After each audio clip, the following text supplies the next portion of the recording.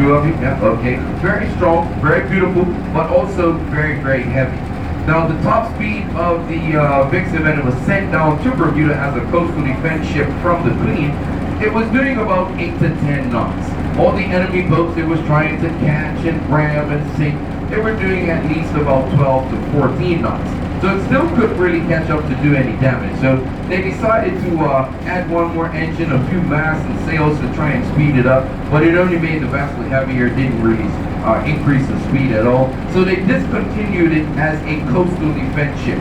They transported it up into dockyard where your cruise ship is, and they used it for a dormitory for the Irish convicts who were actually building dockyard at the time. Now one night the boat caught a fire at the dock, and over 300 convicts that were on board did perish in that fire, unfortunately. Now, the boat was totally destroyed, so it couldn't be used for anything else. So they came up with a brilliant idea. Let's bring it out to the shipping channel, sink it to stop any enemy boats from actually sneaking into this side of the island. Brilliant plan. The execution, not so brilliant. The person that they left in charge of the dynamite, he had one too many drinks the night before, and he packed it all in the middle of the boat, smack dab in the middle, and he blew a 30-foot gap in the middle of the boat.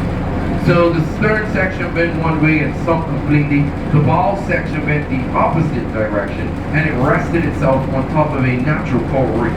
So that's the reason you can still see the bow to this day. It's actually resting right on top of a natural coral reef. All right. Now, once those boats headed towards the shipping channel, saw the bow of the Vixen sticking out of the water, thinking they couldn't get through. Once they got a little closer, they were able to see that 30-foot gap in between the bow section and the stern section. And they were able to pass right on through because the depth here was about 30 to 40 feet. It still is. And so that's pretty much all they needed to pass right on through. So they deemed it Bermuda's biggest failure. Now, in my opinion, it's not entirely true. It does make for a pretty good basketball tour, don't you think? Yeah. Awesome man-made reef too as well. Now, it's discovered that if you introduce iron into a flourishing reef system or into warm, shallow waters, it actually boosts the growth rate by about 3 to 5 times faster. So if you take a look on the Vixen, there are going to be a few brain corals on there that are actually double that size. Now, remember I mentioned to you that they take between 150 to 250 years? All right.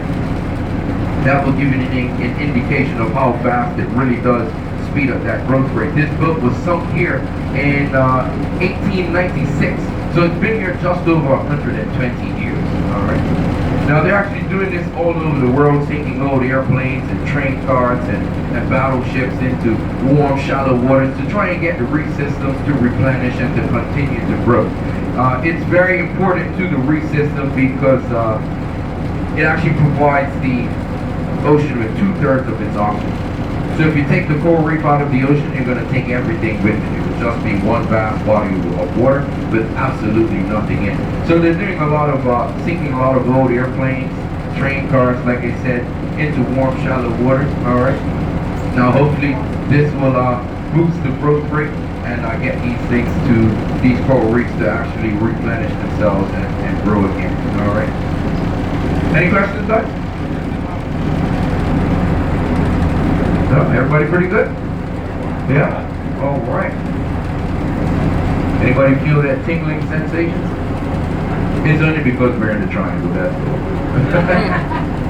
Okay, guys, now, the best vantage point for taking pictures of the ship